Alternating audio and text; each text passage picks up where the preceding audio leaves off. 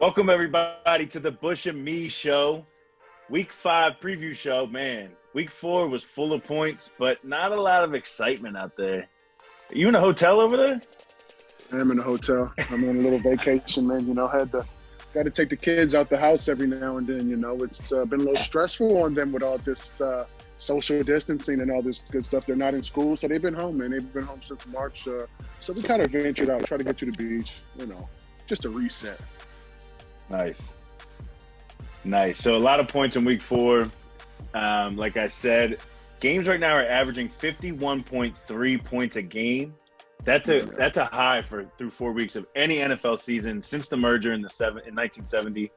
The previous high was 2018 at 48.1.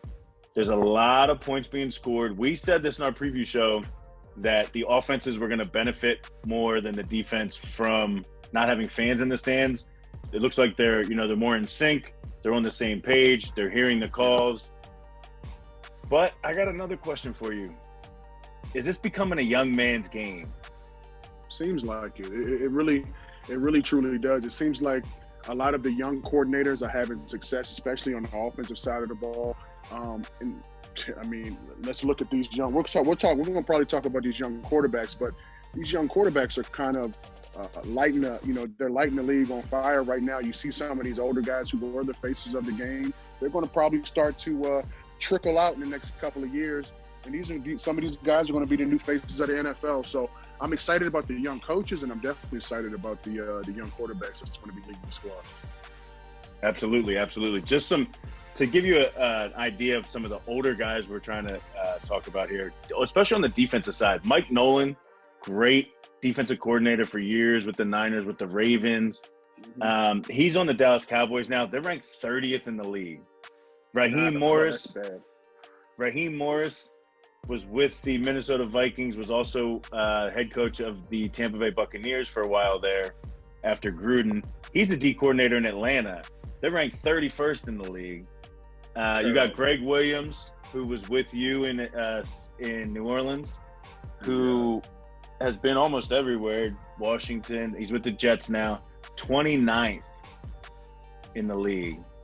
I mean, these are all older guys who have had success, and it kind of seems like maybe the game's moving in a different direction, that those game plans aren't working anymore. They are probably wishing that their cities would lift all of the social distancing guidelines so that they can get the fans back in the stands so that their defense can start benefiting, because these guys are used to being some of them top 5 defenses, most of them top 10 defenses, and look at where they are. I mean, you're talking the bottom 4 or 5 slots in the league. That's not good, and that's why those teams are not winning any games. They're not winning any games.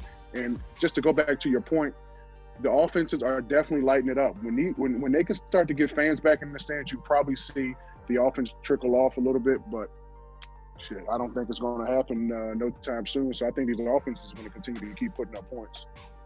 Yep, and just some of the young coordinators that you were talking about that are having success, just to throw it out there. You got Kellen Moore in Dallas. I know Dallas is 1-3, but they have the number 1 ranked offense. A lot of that's from coming back, garbage time. Padding stats. Dak's padding. He's throwing 500 yards a game. He's padding stats. You're fighting your way back. You're in 2-minute offense. Pretty much the start of the third quarter or halfway through the third quarter. Yeah, that's not a good feeling that offensive linemen want to be in. So, I feel for those guys up front because, Dak is getting a lot of yards and it looks really well. It's probably going to help his contract negotiations out a little bit, but it's not going to help their team win games. They have to be better on the defensive side of the ball. And just because you have these stats on the offense doesn't, it doesn't correlate to wins. So, yeah. Well said. A little angry at that, but you got it out. That's what we're here for. I grew up a Washington football team fan, so Dallas and Atlanta, the fact that they're both in the bottom 5 of defenses, it puts a smile on my face. So. Just a couple other young coordinators out there that are having success. Eric B.A.M, everybody knows, Super Bowl champion, Kansas City Chiefs, doing a great job.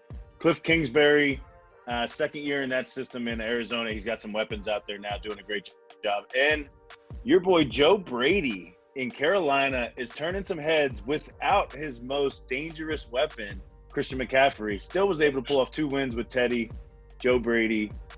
So keep an eye out for those young guys. They're going to keep gunning for it. Mike also, Davis. like you Mike said, Davis is doing the. I'm sorry, I didn't mean to cut you off, but look, Mike Davis is doing a pretty good job of stepping in. This guy's getting 5.3 a rush right now in the absence of Christian McCaffrey. So, they definitely miss McCaffrey. But look, like you said, Joe Brady was under Sean P. Sean P has a way of getting offense going even when your top guys aren't there. So Teddy Bridgewater came from that system.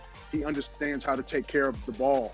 I'm a big fan of that move, and the fact that Christian McCaffrey's not there, it goes to show you the type of mindset that they have in that building. You can build off of this. Obviously, you want McCaffrey taking 30 to 40 ball carries throughout the game. But look, Teddy B is doing a really good job of spreading the ball out, and their offensive coordinator is doing really well in his absence. So shout out to them. Yeah. Same kind of trend we're seeing with the quarterbacks. Like we said, you got Brady struggling a little bit. He did bring his team back in the second half. You got Breeze, same kind of thing. Older guys are kind of managing the game. They needed these first 3 or 4 weeks. They're older, baby. Look and listen to this. I played this game until I was 34 years old. The older you are, it takes a little bit more time to get that engine going, brother. It takes a little bit more time. And when they are running that offense is the car. And it takes them a few games to get going. I feel like you're going to continue to see Brady and Breeze. It might not be a steep incline, but it'll be a gradual one. And I think both of those teams will end up in the playoffs. Hopefully the time doesn't run out for that gradual incline, because right now you got some young boys that are coming out hot. Kyler Murray's got his team in contention. You got Joe Burrow. When's the last time you can say the Cincinnati Bengals haven't lost a game in 3 weeks? One of them's a tie, but they haven't lost a game in 3 weeks. That's real. And then you got Josh Allen just looks amazing out there right now. 4-0. They got to be considered one of the top contenders in the AFC. So the young boys are balling, man. Baker's got them 3-1. Of course, you got Lamar and Patty Mahomes. Hey, I like where the NFL is going, man. It's a different swag to the offense. It's some new young guns coming in there. I'm excited. You just said something about ballers, so why don't we get into Bush's big ballers, baby? Yeah, that's a segue right there.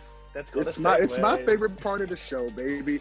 Look, the first game we're going to get into, I got to talk about this game because Pittsburgh did not play last week because of coronavirus. So look at this. Pittsburgh takes on Philly. Philly's coming off a nice W last week, but they beat up on a really just injured 49ers team. These guys are beat up pretty good. Pittsburgh had like I said earlier, they had an extra rest week because of an unexpected bye week. But those boys were rolling before that, before their bye week as well. But check this out. Pittsburgh was averaging 4.7 per rush, 140 per game on the ground. Big Ben has been himself. He's been playing really well. He's honestly breathing life back into Juju Smith-Schuster, because I had Juju on my fantasy last year. He couldn't buy me a point with whatever his name was, taking the snaps. So he's breathing life back into Juju, and he's doing a really good job of taking care of the ball. He has 7 interceptions in 3 games, with only 7 touchdown passes in 3 games with only 1 interception. But Philly's tough. Philly's tough on their D-line. Their D-line is led by Fletcher Cox, and they made the 49er backup quarterback's life hell last Sunday. Between Mullins and Baythard, they probably wish they just would have stayed home last week, because they got sacked 5 times and they got hit 15 times, man. But you ain't playing against a banged-up 49ers team this week, Philadelphia. You're playing against Big Ben, James Conner, Juju, and they are a different story this week. Pittsburgh offensive line is going to have to do a great job with their gap run schemes. They do a really good job at the point of attack with the double teams, and then they work their way up to the linebackers. They've been doing it for years. It's where Le'Veon Bell got his cash from, because he was able to dance and figure out the hole and hit it. But Big Ben, I think he's going to lead Pittsburgh to victory. He's going to keep and I think the big boys up front are going to do a really good job of making sure that James Conner continues to get his 100-yard rushing games. Back before this unexpected bye week, I think he put 2 of them back to back. I want to see if they're able to respond. It starts with the O-line up front, so we'll see. Second game, you're probably going to be like, what the hell are you thinking picking this game? Okay. Always. It's the Texans and the Jaguars. I think these teams have one stinky ass win between both of them, right? If I'm right, because the Texans are 0-4, the Jaguars are 1-3. But here it is. Bill O'Brien got fired, which is deserving because they are supremely underachieving. So you got a new coach. That means you're going to have a new identity. So new results are going to be needed. And I don't really care about the stats on this Bush's Big Ballers me, because my eyes are going to be glued to the offensive line, brother. Because the offensive line, and I don't care if you're playing pee-wee football, high school, college, or big boy football. The heart of a team is your offensive line, okay? And this crazy organization decided they wanted to trade away their best player, DeAndre Hopkins, okay? And you got David Johnson from that trade, or part of that trade. You better find a way to be balanced up front. Balance early on in your play calling is going to be much needed. And Deshaun Watson is taking way too many sacks. They are first in the league. 16 sacks this guy has taken. Deshaun Watson has to speed up his internal clock. Get the ball out your head. If your first or second reader aren't there, God gave you some legs and some feet so you can take off and run. Stop getting out the pocket and trying to find other options, because they're coming to get you, dog. And you're making the O-line look bad. Okay? So if you can't, your first, second, third isn't there, take off and go. They take way too many sacks, but this is the good thing right here. The Jaguars can't rush the damn passer for nothing. Okay? Because before that last week game, before they went into Cincinnati, and like I called it, Joe Burrow was going to get that W, which he did get that W. You got it. You called it. The Jags had 3 sacks from 3 different linebackers. Now, this week, going into this game, they have 4 sacks. So they did get their 4th sack, but their pass rush is lacking up front. But I am looking for Deshaun Watson to get back on track. Just like I said earlier, it's a new team, a new identity, and we're going to need new results. Deshaun Watson got paid all that money. Throw the ball. You got some speedsters. You don't have this. You don't have DeAndre Hopkins anymore, but you do have speedsters on that. On the outside for you. So I think he's going to like the stat sheet up this week. That's Bush's Big Ballers, baby. Man, I hope that's not a boring game. Jacksonville, Houston. I hope. One win. I hope One win. I hope it's not. But if you do decide to look at it, just look at the offensive line. That's going to show you how Houston has responded to the turmoil that they're going through. I'm going to check that out. Check it out. Jumping into Me's fantasy sleepers for week 5. Week 4 was a little bump in the road. We had some coronavirus take a hit to some of our guys, got delayed. So we're going to wash that one out. We're going to start with a new one. Quarterback. I'm going back to where I went week 2 on this one. I saw this guy step up a little bit towards the end of the game, and I think he's going to progress into week 5. And obviously he's playing against the Dallas Cowboys, which always gives you great fantasy stats when you play against that defense. I'm going with Daniel Jones at quarterback. Over-under is 54 in that game. It's going to be high scoring. Dallas might take the lead, so he might have to come back. He looked good with his legs, too. He almost brought him back to beat the Rams last week.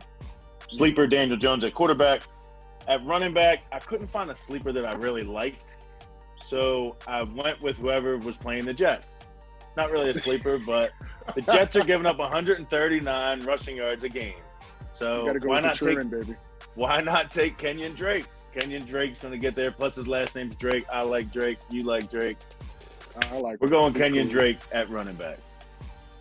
At wide receiver, I tried to dig here for you guys to find some value, and I came up with Keelan Cole for Jacksonville. Kind of the same reasons you were talking about at Houston. Locker room's kind of falling apart. Defensive side of the ball. They have Deshaun Watson on offense. They do have J.J. Watt, but I just think their secondary is going to be vulnerable. No Bill Bradley. Teams rebuilding, but they don't really have any draft picks. So what are they really? They're kind of like a rebuilding team that can't really rebuild yet. So I'm going Keelan Cole. I think he's going to have a big day. Right. At tight end, I also went back to the well here from 2 weeks ago. I think this guy's finally going to step up for us, and he's also playing Dallas. So maybe we can get some Daniel Jones action, and maybe he'll throw it to Evan Ingram. Evan Ingram's got to step up. He's way better than he's playing right now. If you're in any DraftKings or FanDuel, I think you can get great value here. Dollar sign's got to be down. So I think he's going to step up and play. So just a quick run through of that. Quarterback, Daniel Jones, grab him. Great value this week. Running back, Kenyon Drake. wide receiver Keelan Cole, and tight end Evan Ingram. There's your fantasy sleepers. Week 5. Solid. Get them in there. Get them in there. I like that. Now's the time you've all been waiting for, though. The picks. Bush, you've been hot again this year. You beat me last year, and you're making a good run this year. You're creating some separation there. Just for you bettors out there, the overs are still on fire. Points are getting scored all over the place. So the overs are hitting high. We said that in our preview show, like we said, offenses are going to benefit from this. So we probably should have called a lot of these overs early in the games. If you're thinking of getting some value here with the Texans, though, here's a stat for you. There's no real angle for a team that fires their coach the first week off. So since 2003, 26 teams have fired their coach in the middle of the season, including 2 last year, which was Washington and Carolina. Those teams have gone 11-15 straight up the following week after they get rid of their coach, and 13-13 against the spread. So there's no real value in the Houston game. So hopefully you didn't pick that one, Bush. But no, let's give this me first one. This first one, though, you know where I'm going. I just said it earlier. I said go with the trends, didn't I? Mm-hmm. Panthers over the Atlanta Falcons. They are trending down. They're 0-4. They look really. They look bad Monday night on offense and on defense, and they're beat up. Julio Jones is going to be nursing another hamstring injury. Whether he plays or not, that's still up in the air. The Panthers do miss McCaffrey. Like I stated earlier, Mike Davis is getting you over 5 yards a carry. I think 5.3 to be exact. If the Atlanta Falcons can't win this one, which I'm not picking them, I'm picking the Panthers over them, Dan Quinn could be with your boy O'Brien soon. So I'm taking the Panthers over Atlanta. You're firing him. The spread's 2 in that game, so it looks kind of fishy, but I think you're right there. Carolina, follow the trends. I'm going to follow with this trend, offense over defense. A team that's excelling on offense right now, but hasn't been pulling out the victories. That's the Arizona Cardinals. They're laying 7 points against the Jets. It's just a touchdown there. I just think there's too much offense. Cliff Kingsbury is going to get – there's too many weapons in Arizona not to be winning games right now. Kyler Murray's going to get back on track. You got to get D-Hop the ball. You got to get Kenyon Drake. I think he's going to run all over him. Cliff Kingsbury, young coordinator. Greg Williams, old. It's kind of our theme of our show, right? Let's go with the Cardinals. I like it. I'm a fan of that one. My second pick, though. I'm going Colts over the Browns. Here's why. Look, listen. You got a great rushing attack from the Browns. These guys are literally averaging over 200 yards a game. That's solid. But here's the thing, though. You got a great defense from the Indianapolis Colts. Okay, I believe they're ranked 2nd in the league when it comes to rush defense. But something has to give to me. You got good rushing attack, good rushing defense. To me, that cancels each other out. And then who are you left with? Phillip Rivers and Baker Mayfield. Baker Mayfield has been looking good. He's finding a way to get Odell into the game a lot more, getting him some more touches. But I just think I'm going with experience and Phillip Rivers with this one. So I'm going Colts over Browns. Well, it wouldn't be a Bush and me pick 'em without us going head-to-head. So I did happen to take this game as well. And I'm going Cleveland, taking the 1.5. It's less than a field goal. They're almost baiting you to take them. And you almost gave all my reasons why. This is all I put down. Baker looks good. Odell looks better. Offense is clicking. Colts defense is ranked 1st in points allowed, 2nd in rushing yards allowed. But who have they played so far? You got Jacksonville, Minnesota where they weren't clicking yet, the Jets, and the Bears. So I think this is going to be their first real offensive test. I'm going with Cleveland. I mean, Cleveland ain't played too much either now. I mean, the toughest game they've had on their schedule was the Ravens, and they got blown out. So, I mean, we can go back and look at their track record as well. It's really not that much better. Okay. Third game. I love that. I love the fact that you picked the Browns, and we're going to go head-to-head again. I got to spoil your ass again. I'm going Colts. You already know what it is. Third game, I already talked about it. It's going to be the fresh Pittsburgh Steelers over the Philadelphia Eagles. Philly, they could be on a high horse, but like I said, they beat up pretty bad on a depleted San Francisco 49ers team. I think Big Ben comes in and does the same thing that he's been doing, taking care of the ball, finding his receivers. The big boys up front for the Pittsburgh Steelers are going to be the X factor for me. I just hope that they didn't fall out of rhythm, because sometimes when you're stacking, 100 yards, 100 yards, 100 yards, and your running backs are playing well, you get into this rhythm and you literally just can't wait for Sunday, because everything that you're doing on the field is working, and then bam, unexpected bye week. And that can be, and bye weeks, depending on the organization, can be a good thing or a bad thing. And I'm going with the organization of Pittsburgh Steelers and the success that they've had in the past. I think they handled it the right way. I like Mike Tomlin. Big Ben has shown you that he can lead off the field and on the field. We're not going to talk about some of those off the field things, but we are going to pretty much leave this on the football field, and I think Pittsburgh over Philly. There you go. I like that pick. Great analysis too. My third pick is not only going to hurt. It's not only going to hurt my heart. It's going to hurt my family's heart. It's going to hurt my friend's heart, and a lot of you listeners out there. I'm going against my Ravens this week with the point spread now. Remember, with the point spread, I'm taking Cincinnati in the 2 touchdowns. You're getting 14 points. I just think this team is clicking right now. I think they're going to put up a good fight. And even if my Ravens go up 2 touchdowns, Joe Burrow do what he did Thursday night against the Browns to get that backdoor cover, late touchdown, cover the 14 points. I'm still hurting from it. Oh, I got something for you. Cincinnati played the Jacksonville Jaguars last week. Them boys can't rush the passer, okay? This is the Baltimore Ravens, dude. Oh, man.